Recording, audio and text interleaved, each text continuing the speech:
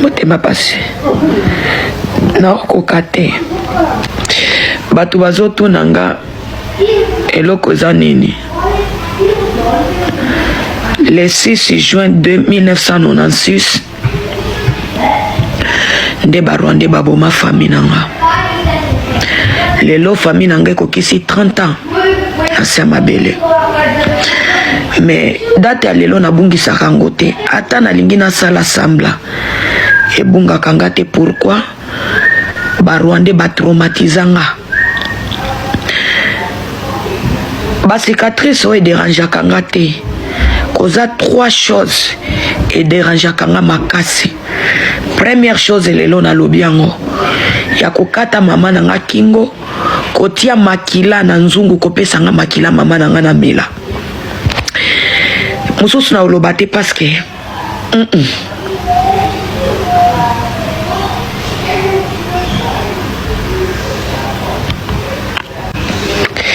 eloko wana komelisanga makila mama nanga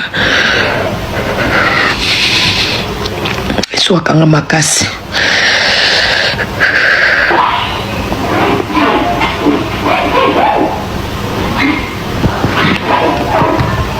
bakomi kotuta bango, ce n'est pas facile. Tala ngai bazwa kingwa mama nanga bakata, bazwa makila batia na nzungu bapesa nga na mela.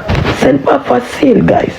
Ndeti na bomona kanga nazaka na rage, nazaka na rage makasi na barwande, nazaka na rage, nazaka na rage, nazaka na rage, nazaka na rage makasi, nazaka na rage makasi.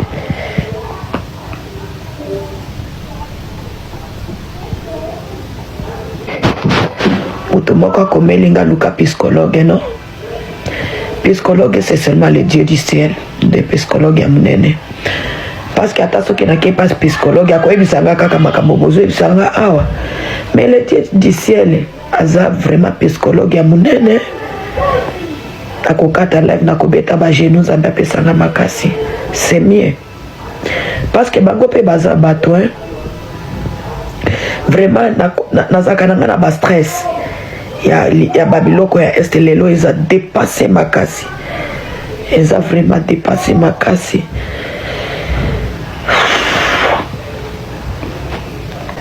Mutu musako bisanga luka pasteur maloba nanga moko kokome panzambe na koluka pasteur akosambela pona nga le vrai message eza nga moko na koyebisa nzambe de vrai message. Oluka les hommes de Dieu te message nanga moko ekokome panzambe. Naza baba te parce que mutu asambela pona nga, naza na munoko no message nanga moko nzambe akoyoka ngo. Bosambela pona nga lelo naza vraiment mabe, naza vraiment mabe oyo boyebaka mabe na melikisi ya mutu, me mutu ezopasuka.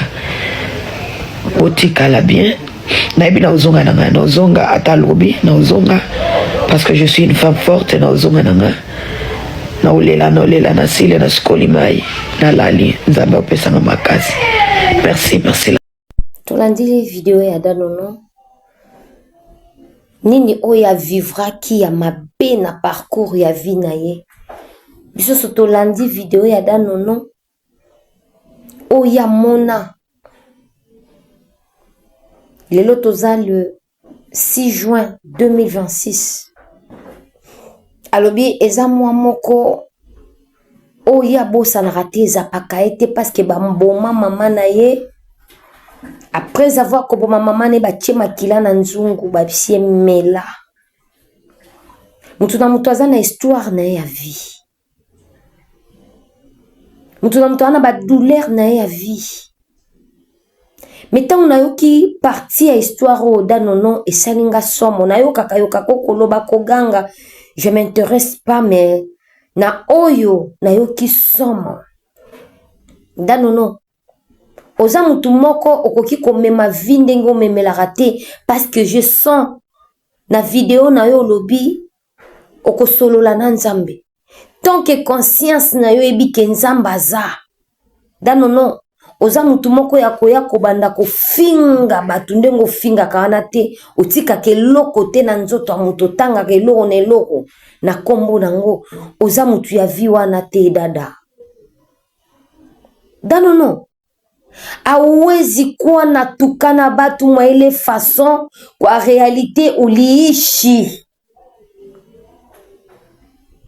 awezi danono botagelenga danono s'il te plaît botagelenga ye bokotiselanga video oyo pa danono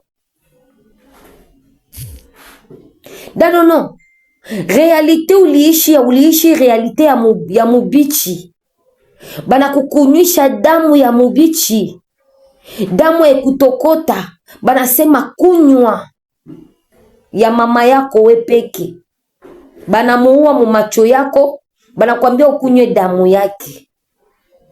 C'est toute une cérémonie spirituelle iko na langage danono ko mutu moya wakukamata maisha yako yote ya kupatia Mungu oza mutu moya ozwa vino mobimba ko consacrer yango epa Nzambe.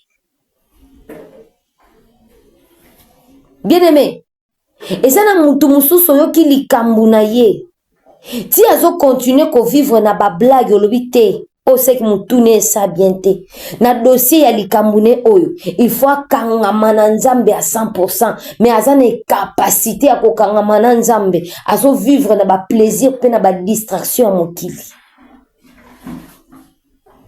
danono mais non yo za mutu moko ya kozwa vino mobimba kopesa Nzambe munoko na yo oyo emela makila ya mama na yo eza munoko oyo efo ebanda kogangaka koadore Nzambe eza munoko oyo ezali ifo egangaka kaka mpo na lokumu ya Nzambe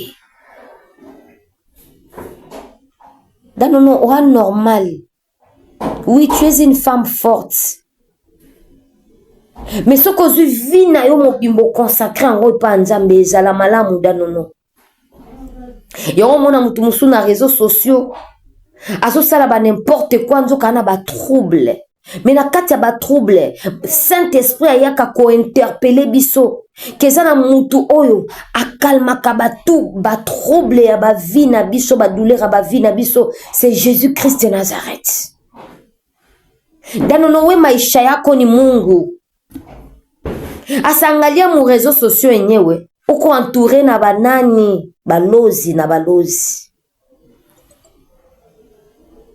eza vi okosala masekite danono kona batoto bale batoto il faut ba vivre bien ba vivre makambo oyo subir te il faut luka Nzambe comme tu t'appelles une femme forte o luka Nzambe pona kokata lien wana o ezalaka na kati na yo makila o batia na kati na yo ya mama na bino oyo na date ya le 6 juin egangaka makila mama no egangaka na nzoto ezaka Nzambe danono mutu akoki oya courage a fortifier yo eza maloba moko incomplet ezaka na mutu moko danono soko se décider kotika nyonso oyo salaka eza la vie à réseaux sociaux eza la vie à coulisses oto yebite ya sima caméra osoki ayebi sio ke courage epesi yo mpe kimia libela ezaka Jésus-Christ de Nazareth Nzambe kaka. Vous savez ça na batu mususu bayaka ko se manquer na batu ayebi réalité à vie na yote. Mais tellement on est na réseaux sociaux on peut sa verser à Bible on peut sa révélation et ko manquer. Nga soki na koma libonza corps nangé comme un sacrifice éternel et pas Jésus-Christ. Et ça ba réalité musuto vivre familiale. Et ça ba réalité physique et ça ba réalité spirituelle. Nzamba révélé likambo na yo boye, a révélé loi ya famille olobité, nazana droit ya RRT. Nazana droit ya RRT. Awa na osala ndenge nini otali gauche otali droite olobité, awa ifona fixer ka misu na lola. Ifona kangamaka na Nzambe. mutu na mutu aza na histoire a vie na ye mutu na mutu aza na réalité ya histoire ya libota ndeko na nga na situation oyo ozoleka nango na baréalité otango mosusu fungola monoko te mpo na kobetela bato masolo na kati profondeur ya likambo okoki omema vino ndenge omemaka wana te okoki koblage ndenge oblakaka wana te na baréalité na nga oyo etinda nga espérance na s'attacher na Yesu na histoire na nga namonaka bato bayaka kosemanke okomisa mwana mwasi ya bato mama prophétesse mwana mwasi ya bato abandosa théâtre nani planète akoma servante akoma ki servante bakomaka te babotamaka nango ki prophétesse babotamaka nango bakomaka yango te ezaka déjà na kati c'est aîné.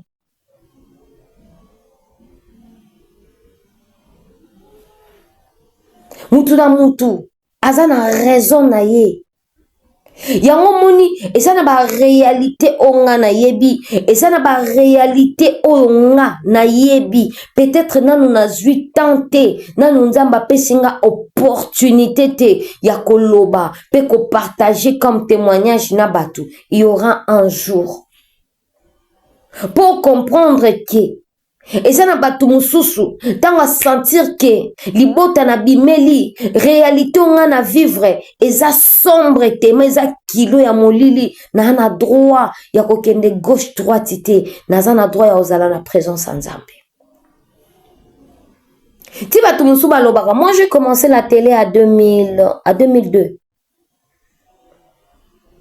nga yebi via caméra na yebi via TV réseaux sociaux et on est dedans.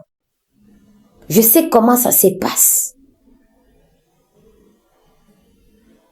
Naza mutu akala na monde ya caméra. Mais mona mutu mususu azwi ne monopole. Abanda ko beta ba n'importe quoi sentiment.